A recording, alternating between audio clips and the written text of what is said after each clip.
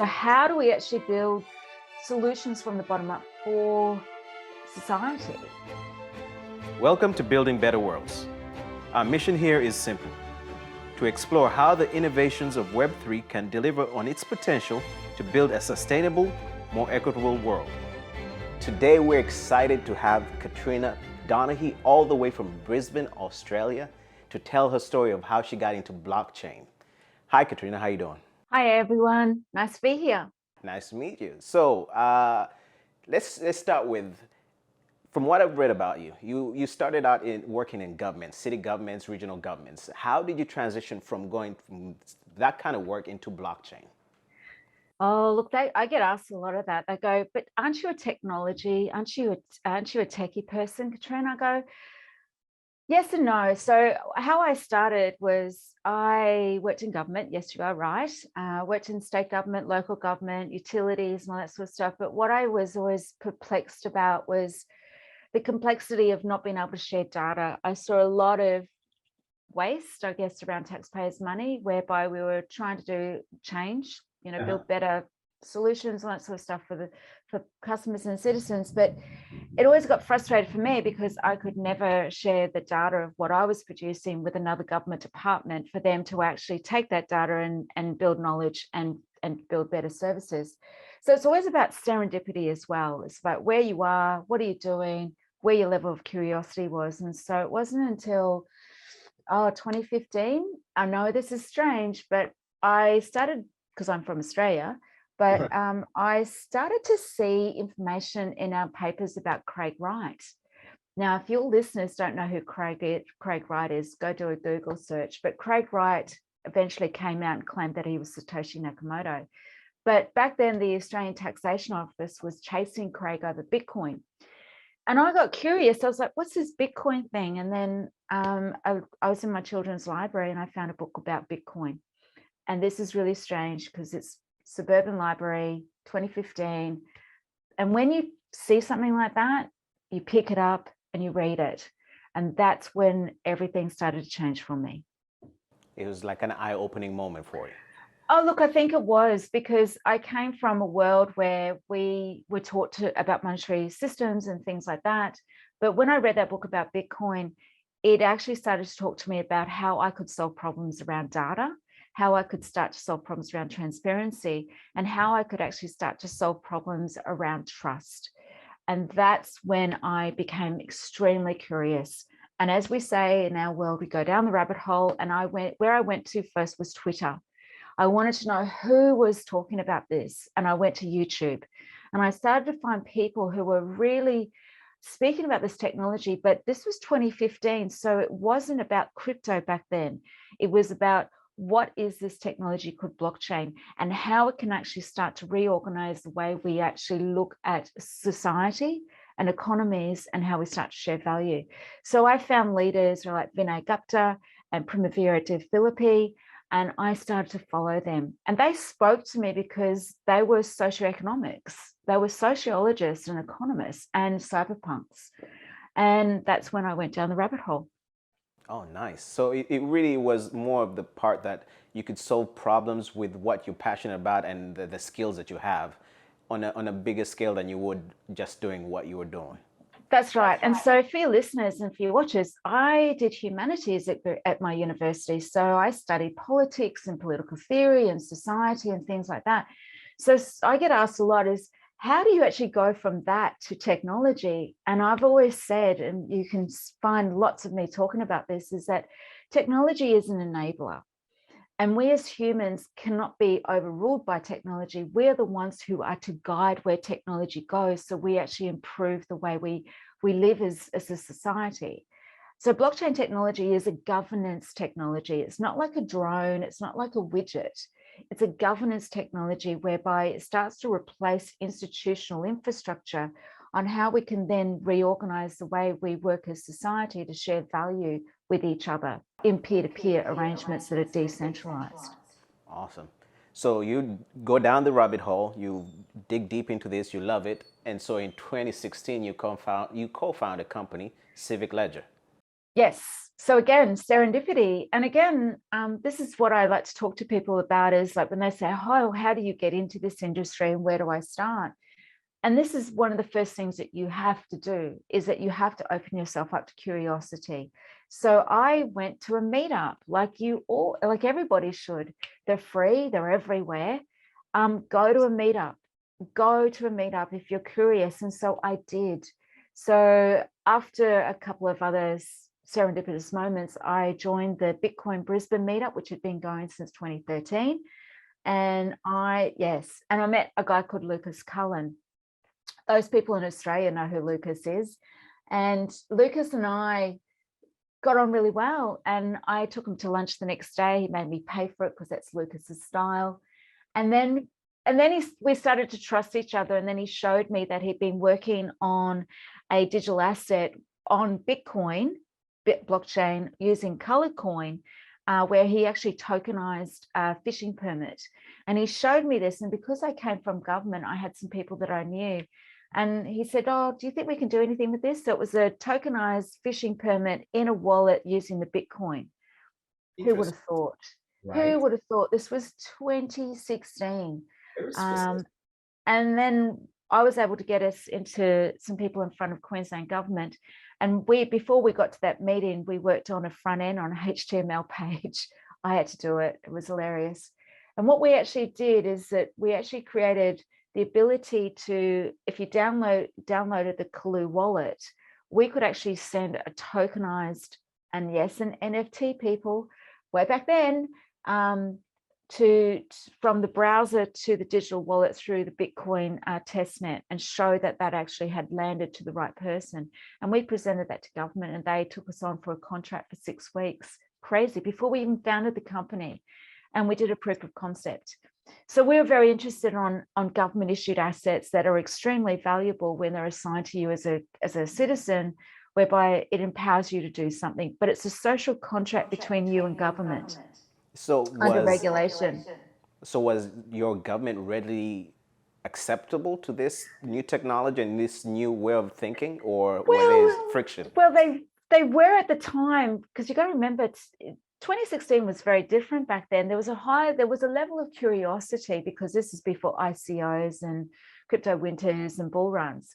So they had a level of curiosity. And so we delivered the project and proved that we could actually use this technology to create provenance and history and ownership and authority, but it was only a proof of concept. And when you're working in a very small area of government, it's really interesting for those people, but what you really want is government holistically to actually have a strategy or a roadmap around adoption of emerging technology. So we were very early, and as soon as we delivered the pilot, it was like, thank you, see ya. But what that did do to us is it gave us confidence that we actually had something, that we were paid before we found the company to deliver a proof of concept looking at tokenization of government issued assets on the Bitcoin blockchain in 2016. And that's when we founded the company. Awesome. And so I've read about your company, and you're trying to build markets around shared public resources. What does that statement actually mean for a layman? Look, when we think about the way citizens and governments and industry intersect, or work in an ecosystem, is that value is generated through regulation, legislation. When we have to regulate certain things that have what we call the tragedy of commons, so when we think about things like water, which we work with, which we'll have a chat in a moment, but when we think about fishing, going camping, when we're thinking about driving, all that sort of stuff, they're all publicly shared spaces. And we need to ensure that nobody takes more than their fair share, or nobody has more information than somebody else, that they can exploit that asset to their advantage. Like, I live in Queensland, and one of our most beautiful things that we have on this planet is called the Great Barrier Reef, but it's overexploited. And then we have Fraser Island, which is our biggest sand island on the planet. And because the camping permits are issued in paper, we don't know how many people on that island at any particular time to ensure that people are not exploiting that or that island, because everything's paper based. So these are publicly shared assets, and we need to ensure that we don't exceed the sustainable yield of these public assets. And the only way we can actually really do that is understanding digitally who's got access to that island. How do we ensure that nobody's over exploiting it? And that's where we get very interested on how blockchain technology can create that ledger around accounting, so we can actually better understand how to maintain these public assets so they're not exploited for the longer term. Another term that I was curious about was natural capital. Yes. Natural and how capital does that apply to Civic Ledger? Yeah, look, natural capital is probably a new terminology. But when we think about natural capital, it's all of those things that Mother Nature has given us for us to actually thrive as a universe. When we think about soil, air, water, sea, land, biodiversity, nutrients, all those sort of things that we're realizing that we have overexploited as a world. And now we're seeing the ramifications of that: climate change, breakdown of biodiversity, water scarcity, water quality, air quality. So there is a whole bunch of really smart people at the moment trying to understand how we actually build marketplaces or using market mechanisms so we can place a value on nature, so we can actually account for it in business on our balance sheets, so we understand its value and we understand how not to exploit it and how we start to regenerate it. Okay. Is there, how could someone manipulate the system to where they could then oversaturate? Oh, absolutely. Well, if you think about the carbon markets for the last 20 years, right? How did the carbon markets come out of? So if I'll just give you a tiny little bit of history, but carbon markets were created by the gas and fossil fuel industry because they realized that it was cheaper for them to pollute if they could actually create this credit. So really? Those markets were built by the very industry that were actually destroying this planet. So because there was no transparency, there was no ability to account for where those carbon credits were actually, how they were generated, what was their materiality, what was their provenance, how do we understand its value, who now has that ownership. Right. And for all these decades, we've gone, oh, carbon markets, aren't they interesting? Let's look at those. And now we've finally realized just how exploitative they have been. Right. And now we have this thing called ESG, which is environmental, social, and governance. And now we have the biggest problem called greenwashing, because now everybody wants to be doing ESG. And you've got certain corners of the market who are exploiting that by saying, come and buy my credit, and you're paying an awful lot of money of it, but you realize that rainforest is no longer there, or that forest is now burnt down, but people are still buying those credits because we see proprietary systems, we see vested interest in those marketplaces.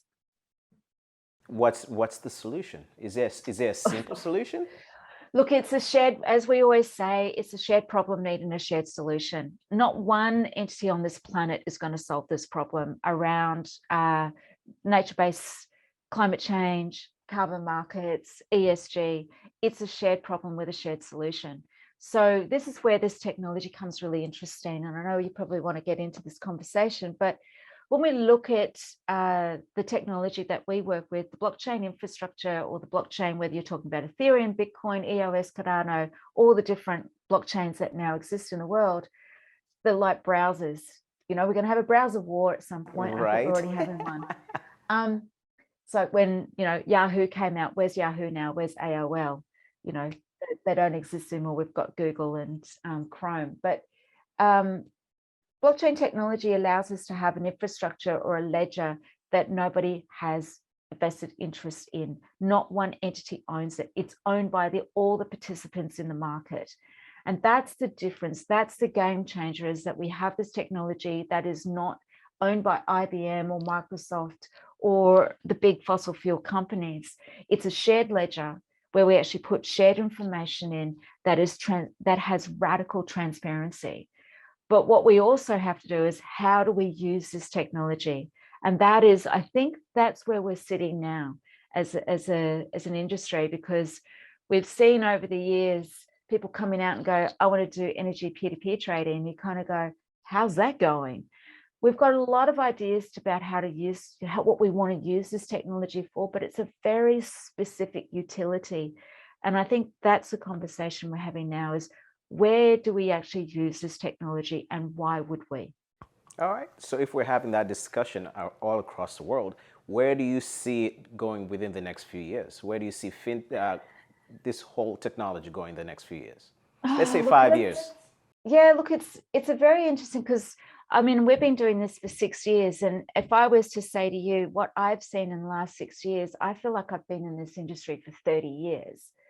Because you've got to, because, you know, as we were saying, you know, if you go right back to the white paper, which was published on the 31st of October 2008, and you got to remember what was going on the 31st of October 2008, and it was the eve of the GFC. But that white paper, which is 8 pages long, is the most important document to start when you want to go and have a look at this technology. You have to go back to Satoshi Nakamoto's paper, because that gives you the context of why. Now, he or they or she or them, we're talking about a peer-to-peer trustless network whereby we could actually exchange value in a peer-to-peer with cryptography, decentralized, you know, and it was append only. So it was date, time, stamp, and it was all about a data structure. I don't think Satoshi would have realized where we would be 13 years later. I don't even think Satoshi, who, they, them, or whatever, had any inkling of where this was going to go. And I think the reason why is because he, they, them made it open source and said, and there was a whole community of people that got on board and started building the technology. And I think that's the difference, what we've seen with the old, you know, the previous webs and the previous technology, is that this is actually owned by everybody, and everybody has been building it, and all the incentivization that's gone into the design of the technology. So if we're, I don't know, like, I don't want to predict, because if we were to see the past and what we need to go to the future, I think we're going to have we're going to land on which is going to be the dominant blockchain layer or infrastructure, whether it's Ethereum, whether it's Solana, which I don't know. But I think we would have landed on our blockchains. I think bridges are still problematic. We all want interoperability. We want to be able to share data across. But I think, and I'll probably put this on record now, that I think where we will be in 5 years is that blockchain will be ubiquitous. And the reason why is that we've been able to index it. And the reason why I say that is because if you look back on the web, the very first iteration of the internet, it actually was going to fail because you had all of these joined up, you had all of this stuff floating around. But until Yahoo indexed the internet, where we could actually find things and start connecting things, the internet was literally going to die. And Yahoo came along and indexed it. And what we talk about index is like what we now know as Google. We had search engines. We could actually find things. At the moment, all the different blockchains have all the different transactions on their own explorers. So I think in the next 5 years, somebody's going to solve the problem of the indexing of the blockchains. And I think that is when we're going to have a future with this technology. Actually, I think that will be the key game changer to everything. Because you'll be able to find transactions. It doesn't matter what chain you're on. Exactly. And so, yeah, that would be a beautiful moment. Can't wait for that. Yeah. So now. So let's just bookmark that one for history, hey? Right. You said it first. Here. I said it first. All right. So now, you touched on something before we started, and I want to go there. As a woman in FinTech, what do you see a role? Because I have daughters, so they're coming up. I want them to have a role in this. And so what do you see the role of women and opportunities for women to build and grow together with FinTech, with Web3, with crypto, everything like that? Yeah, look, this is a good question. I get asked a lot. And I think one of the things I want to say to your female founders out there, you can do this too. So Civic Ledger just won the Australian Blockchain Company of the Year. Right. Congratulations.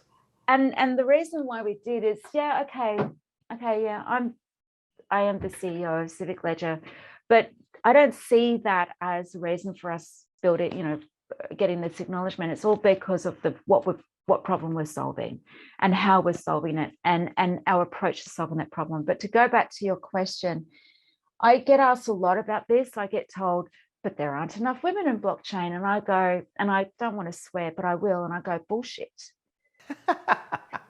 Okay. I call that, but the reason why is because if we go right back to when this technology started to become a thing, there were women who were on the stage right from the start. If you go back and have a look at, if you Google Primavera de Filippi, I urge you all to go and find out who she was. And she still is. She's actually now an academic. She's gone back to academia. But it was always the women's voice that were there right at the start. And the reason why is because this is a governance technology, and it requires a multidisciplinary approach to solving problems. This is not just about saying to our beautiful coders, who I love very much, oh, go code your Solidity. Because if you don't know what you're coding and why, can I say ICOs? Can we remember why ICOs came and went so fast? Because you have to have empathy for the problem. You need to be able to cooperate and collaborate. You need to bring people together in cooperation across all different parts of the world to come together and problem solve. And this is a natural place, and I don't want to say it's a natural place for women, but we actually do like to problem solve. So this technology is not about, oh, you've got to be a coder, therefore you're here. We need the storytellers. We need the creators. We need the designers. We need the problem solvers. We need the ethicists. We need the psychologists. We need the legal. We need the lawyers. We need all different people to come together and actually look at this technology and say, how do we make society better? And this can never be from the lens of code, ever. So can I ask, yeah. Go ahead, finish your statement. Sorry. No, I was just going to say that our world is that you do not write a line of code until you've got your data structure right. If you haven't got your data structure right, you do not code. It doesn't matter at that point. And I'll explain a little bit later why I say that. All right. So now, since you've been asked that question, and I have asked it myself, do you think we should eradicate that question because it almost implies? Look, I think so, because we've seen that. Like, if I had to count how many panels I have been on, when I get told, oh, Katrina, there's not enough women in the industry, I feel like just going, can we move on? Right. Please? Because as much as we look at the NFTs right now and everyone can roll their eyes, and I go, yes, okay, we rolled our eyes during the ICOs as well. But one of the things that the NFT explosion has done is it actually has created the biggest door on the planet for women to enter into, because women are creators. They are designers, they are artists, they are those storytellers. And all of a sudden, they've seen this ability to use NFTs to confirm their ownership across what they design. Right. And we talk about First Nation people too. First Nation people, culture, art, all that sort of stuff. That this whole technology has now given them an opportunity to think about sovereignty, eradicating cultural appropriation. Right. But because you can tell your own story. Yeah, absolutely. And I think I get really, every other day, I think we can all agree, even in the USA, but even in Australia, every other day, you see the pointing finger at the NFT and say it's just a JPEG. And you roll your eyes and you go, but it's more than that. It is so much more than that. Just go beyond the hype and look at what this actually is doing for an entire, generation of kids who are designers, and they want to be able to participate in marketplaces. I always tell people, like, every so often there's a point in time where we're at the change of something new. Something new is coming and the old is dying out, right? And the old is almost resistant to the new. And that's what I think this whole Web3, NFTs, and crypto is, because the older generation is kind of resistant because they don't necessarily understand it. So they will point at NFTs and say, that's just a JPEG. Yeah, but you can say that about rock and roll. Right. And You know, so, you can, yeah, I don't think we're doing anything. Yes, okay, when we talk about tech and NFTs and stuff like that, but I don't think as a generation we're doing anything that our previous generations didn't do in terms of their own disruption. I'm a Gen Xer.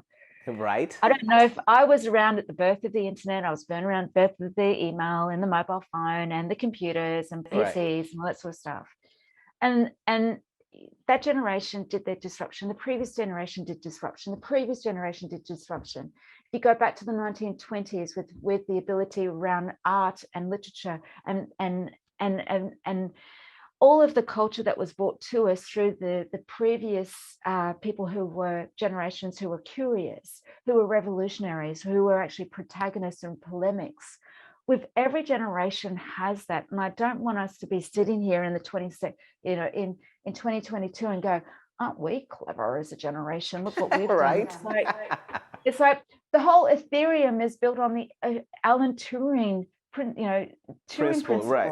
Alan Yeah. Turing, so we can't sit here today and say this is all brand new. You've got cybersecurity, cryptography, Alan Turing. All of this stuff has been built before. It's just we've put it together in a different way. Exactly. So we can't be arrogant as a generation and say, oh, aren't we cool?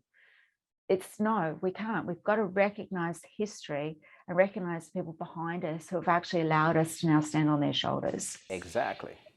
And so where do you see, like, is there a new trend that you see on the horizon, and how is Civic Ledger looking forward to that?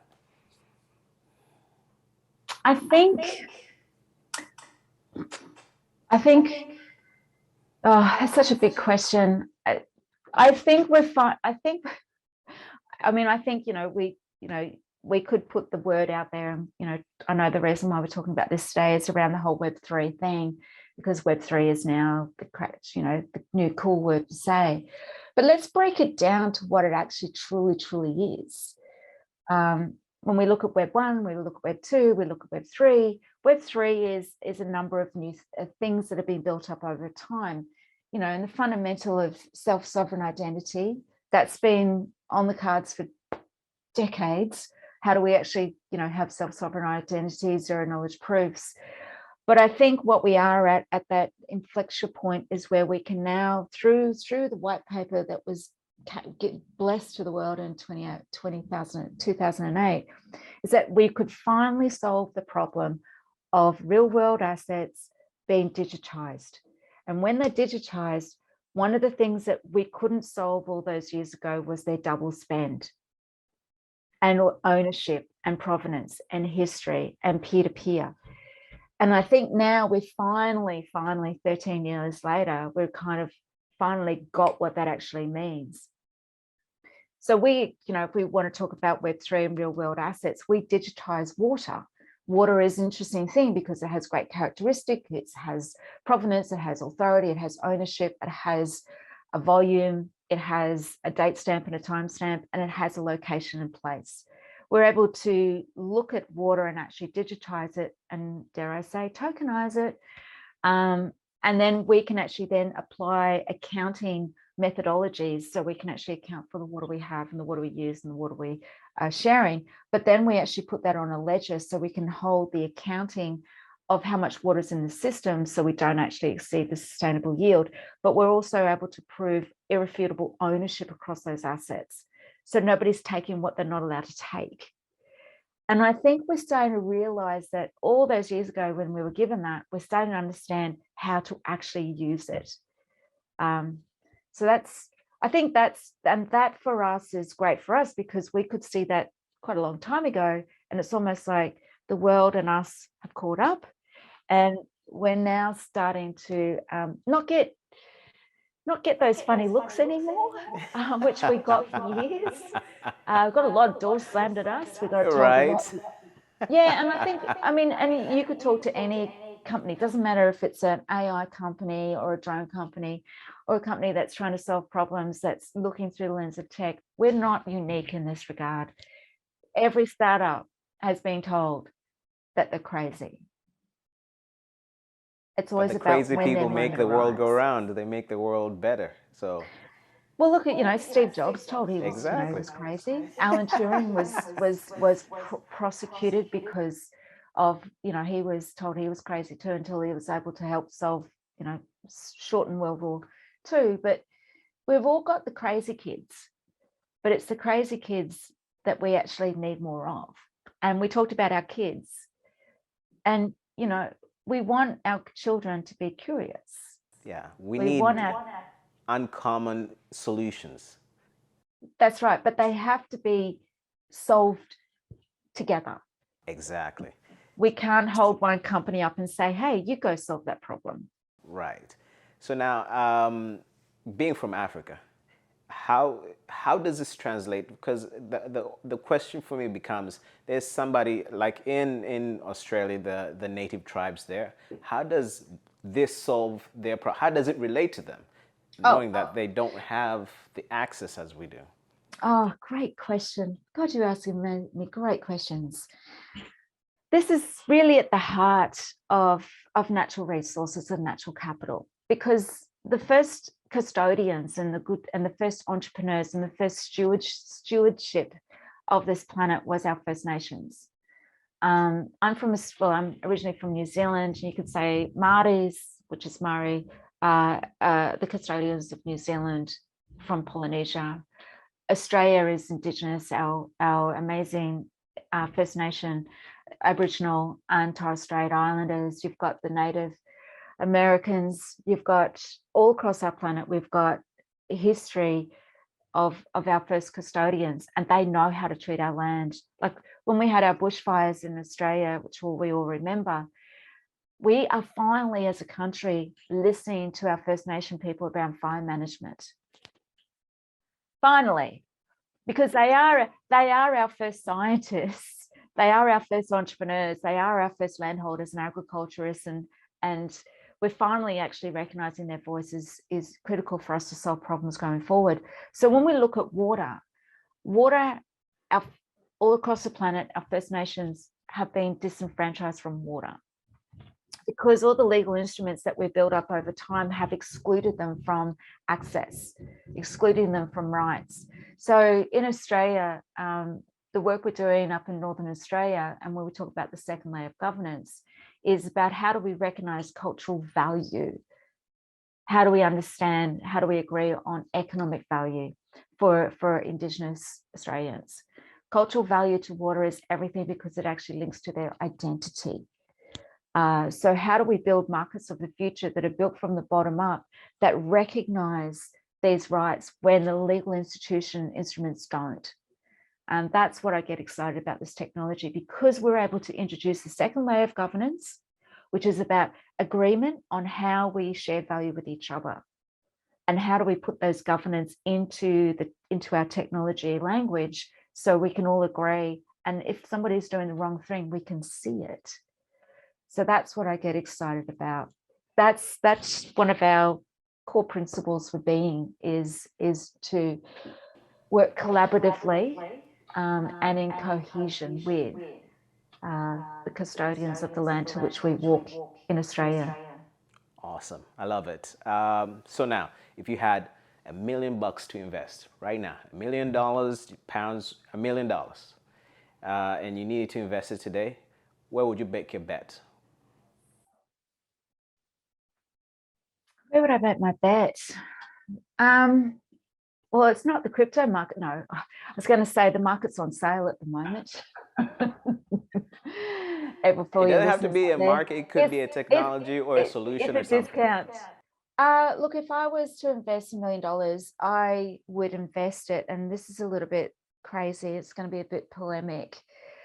I would invest it in a whole bunch of startups that I know, that I work amazingly together, and give us a platform to not necessarily build, but a platform to engage with, so we can start to bring other startups and into what we build. So really basically put a fund together and provide it to every other startup that we want to work with, so they've got some cash flow to actually get some shit done, basically. Yeah, I think it's about sharing it out so everybody has a fair share, so we can actually get and solve All these win. problems together. Exactly. Couple last questions, and it's basically one question. What makes Civic Ledger unique? It's our unfair advantage. And that sounds a bit strange, but we have this thing called, because we've been working in the world we do, we now have an unfair advantage over the incumbents. And we're now ready to not mess them up, but really stir things up. So our unfair advantage is our unique value proposition, is that we actually know how to build with this technology. We're solving some really great problems, and the world is now opening their doors to us. So it's our unfair advantage is our greatest opportunity now. All right. And the last question, if somebody is watching this, they've been inspired by your conversation, being open about what you're doing, how you're doing it, where do they get started? At least in your position, how should they get started and how should they follow up? Look, I think I have to go back to how I got started. Go to a meetup. They're everywhere. They're free. If you don't have one in your city or your location, start one. I did. When in 2017, when I came back from Consensus, I started the Women in Blockchain chapter here in Australia, because I wanted women to feel a safe space to go to talk about this technology that wasn't about freaking SHA-26 and block sizes and, solidity, which we love. I mean, we love all that sort of stuff, but we've got to start from a different level of why this technology, what problems does it solve? How do I get into it? So go to a meetup. That's my first recommendation. If there's not a meetup there, start one. Find your tribe on Twitter. I know Twitter is a little bit there, but there is an enormous amount of brilliance out there. And obviously, you can get educated on YouTube. All of this stuff is free.